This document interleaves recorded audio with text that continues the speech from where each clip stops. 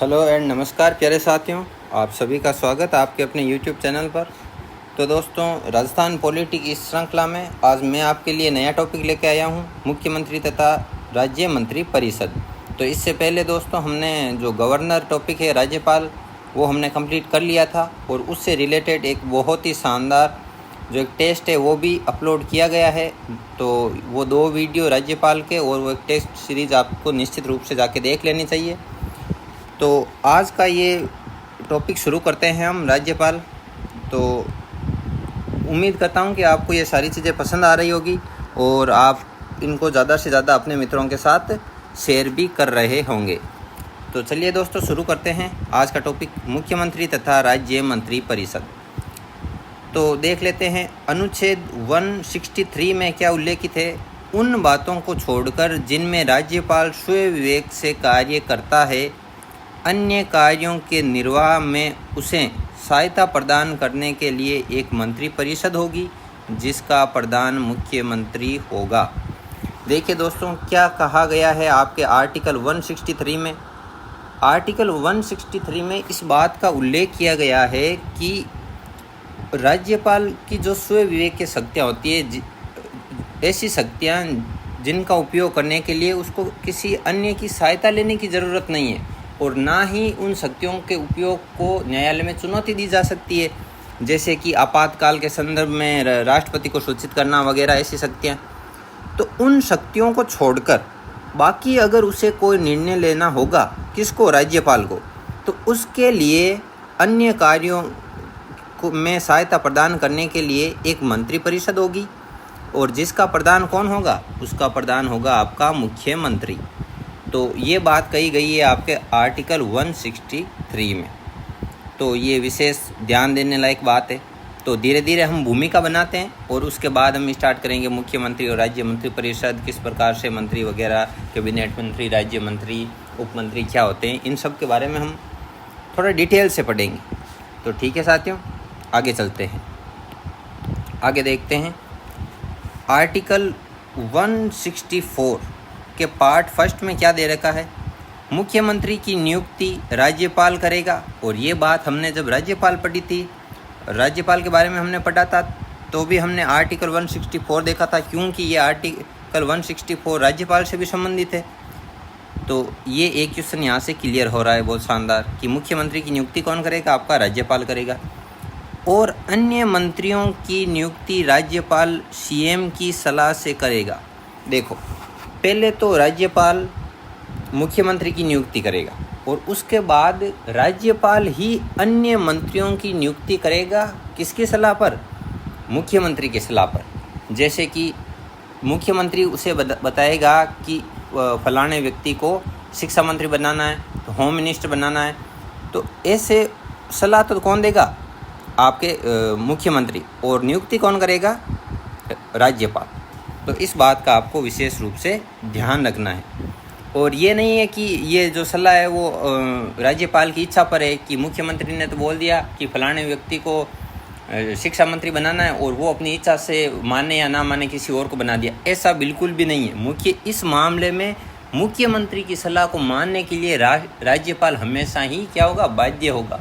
मतलब कि मुख्यमंत्री ने बोल दिया कि गृह मंत्री इसको बनाना है, तो मतलब इसको ही बनाना है। तो ये कॉन्सेप्ट आपके क्लियर होना बहुत ही ज़रूरी है। आगे चलते हैं। मंत्री राज्यपाल के पश्चात पर्यंत पद धारण करेंगे।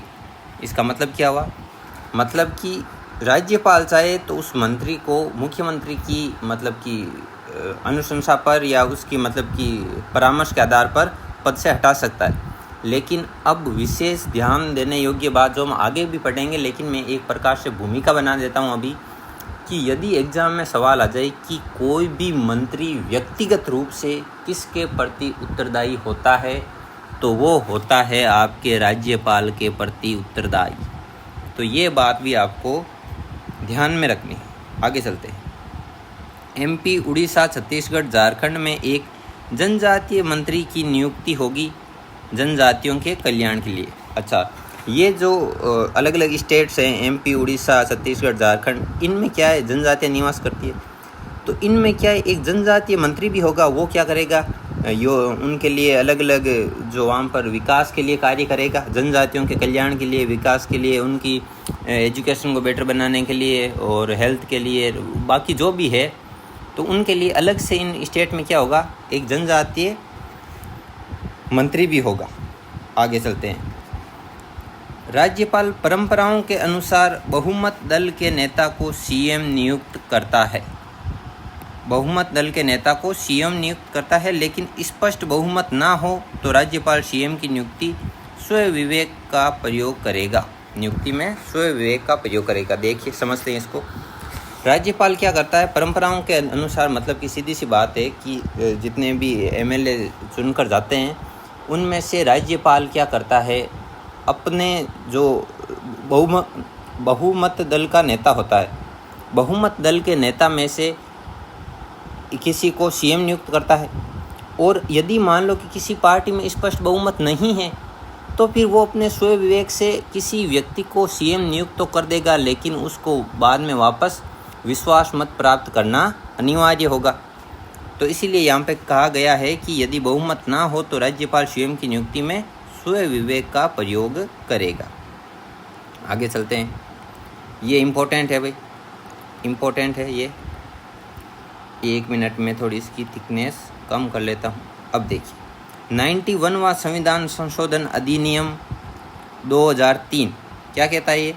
ये कहता है कि राज्य मंत्री परिषद में मंत्रियों की अधिकतम संख्या मुख्यमंत्री सहित, इसमें ध्यान रखना है कि मंत्री परिषद में मंत्रियों की अधिकतम संख्या मुख्यमंत्री सहित विधानसभा की कुल सदस्य संख्या का 15% से अधिक नहीं होगी। जैसे बात करते हैं राजस्थान में विधानसभा में कितनी सीटें हैं आपके? 200 सीटें। तो अब अभी मान लो कि मंत्री परिषद में अधिकतम कितने मंत्री हो सकते हैं हमारे?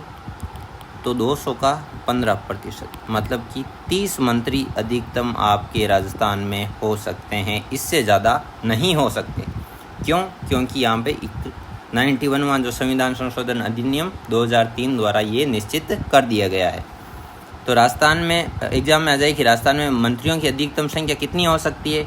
तो वो हो सकती है आपके 30, मतलब कि कुल विधानसभा सीटों का अधिकतम 15%। तो ये एग्ज़ाम में आने लायक क्वेश्चन है, वेरी मोस्ट क्वेश्चन है। आगे चलते हैं।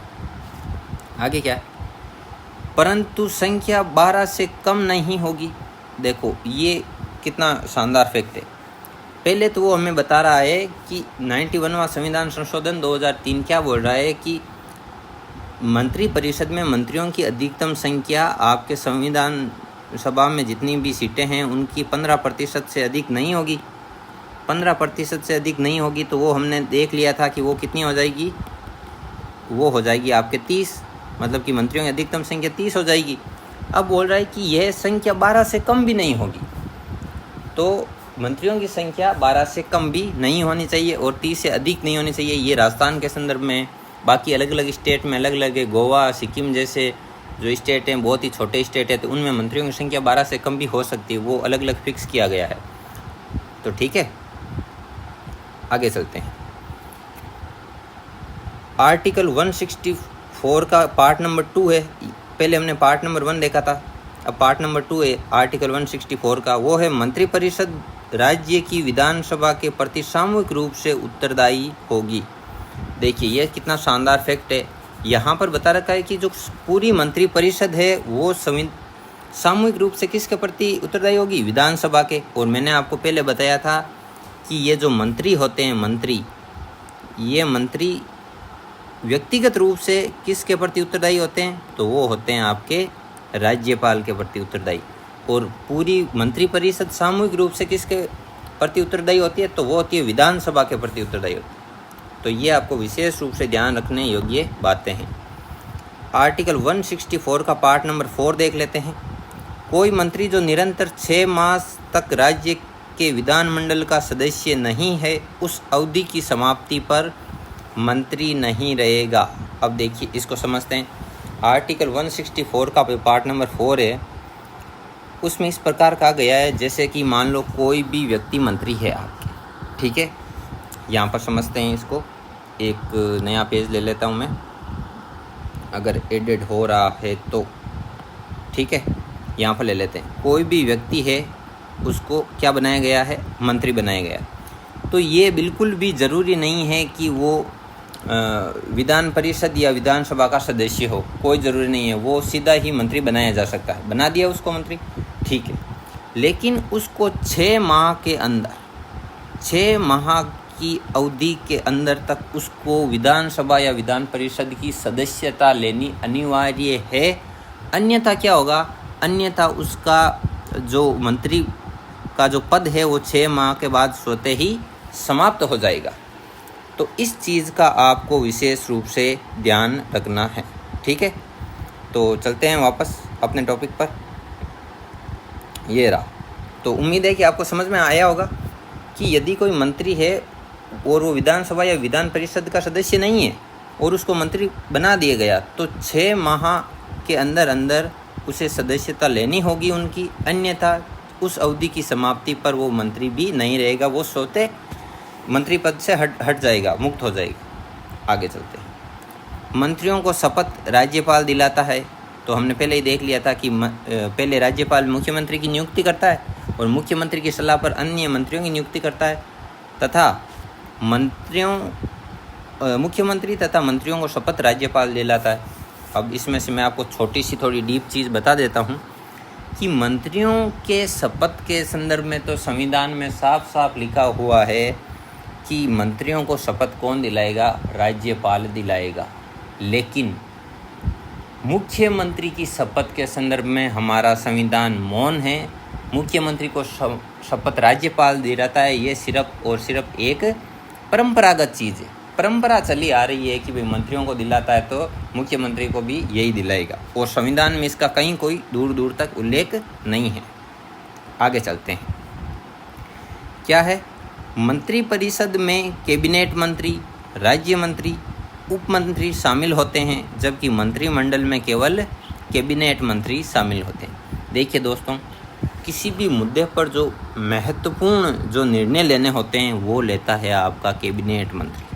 बाकी राज्य मंत्री, उप मंत्री, ये उप मंत्री वगैरह क्या होते हैं कि पार्टी में कोई मान लो कि 50 सीटें हैं किसी पार्टी की, तो 5-6 लोग तो ऐसे होते ही हैं जो कि बोल देते हैं कि नहीं ये काम मेरे अकॉर्डिंग ऐसा होना चाहिए, मुझे पद मिलना चाहिए, फलाना ढिमकाना, नहीं तो दूसरी पार्टी में चले जाएंगे। तो उन लोगों को खुश करने के लिए इस प्रकार के पद बनाए जाते हैं, बाकी इनका कोई विशेष रोल नहीं रहता है।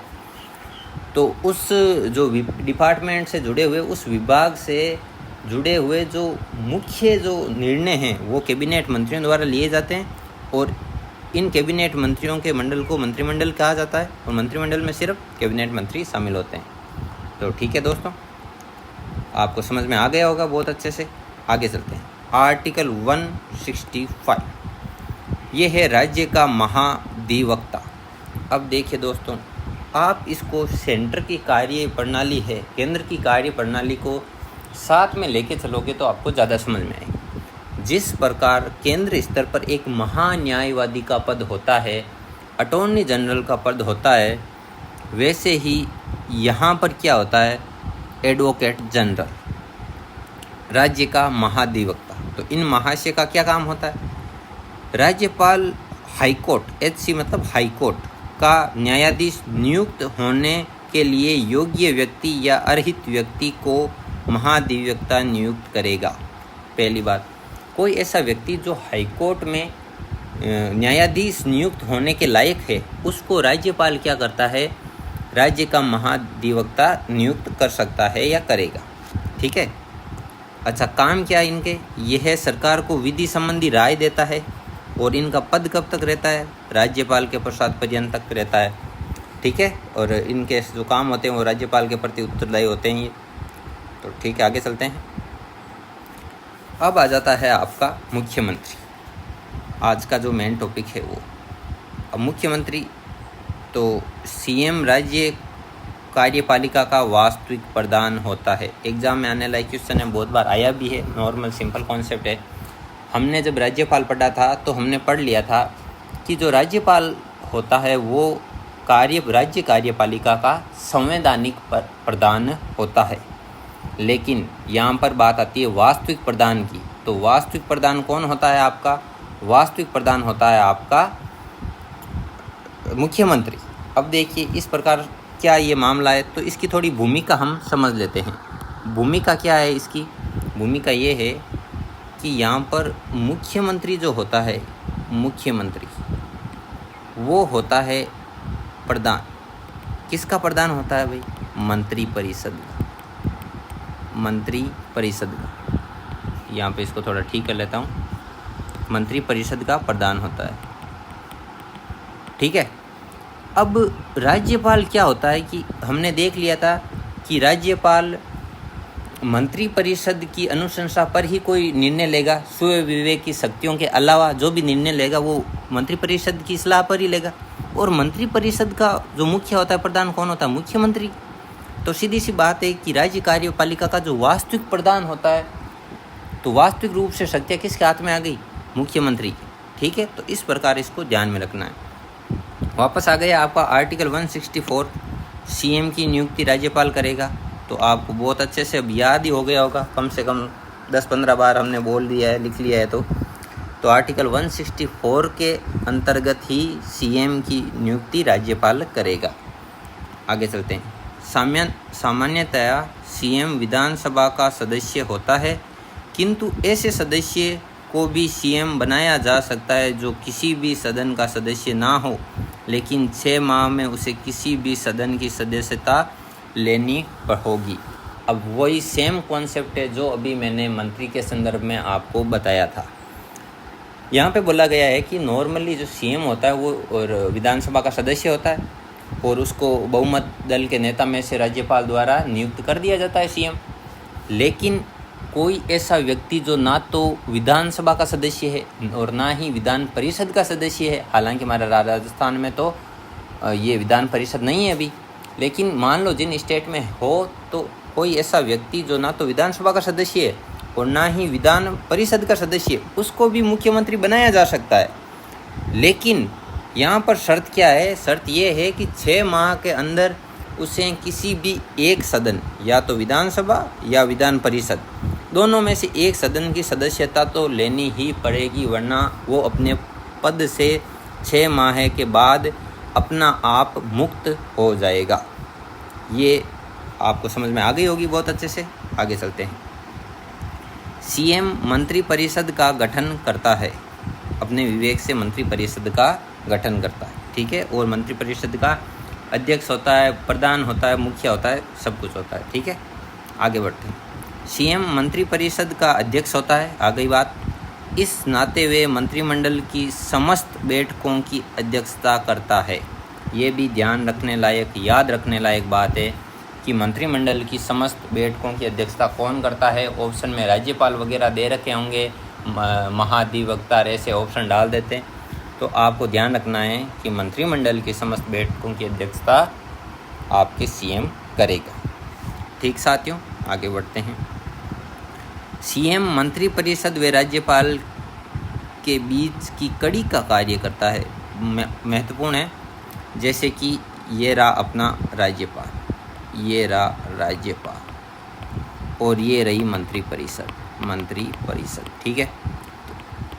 क्या करेगा? राज्यपाल के पास जो स्वयं विवेक की शक्तियाँ हैं उनके अलावा कोई भी काम करेगा तो इसकी किसकी ज़रूरत पड़ेगी? मंत्री परिषद की। मंत्री परिषद का मुखिया कौन? सीएम। तो मंत्री परिषद से इधर की सूचना इधर और इससे इधर कौन करेगा? ये सीएम करेगा। बीच में जो ब्रिज का काम है वो करेगा। आगे चलते हैं। आर्टिकल 167। आर्टिकल 167 क्या है? पढ़ लेते हैं एक बार। सीएम का कर्तव्य है कि राज्य के प्रशासन संबंधी वे विधान विषयक मंत्री परिषद के सभी निर्णय राज्यपाल को सूचित करे। अब देखिए दोस्तों, आपको देखने में ये नॉर्मल सा क्वेश्चन लगता है कि हाँ ठीक है, सीएम का कर्तव्य है, ऊपर ऊपर से पढ़ लिया आर्टिकल 167।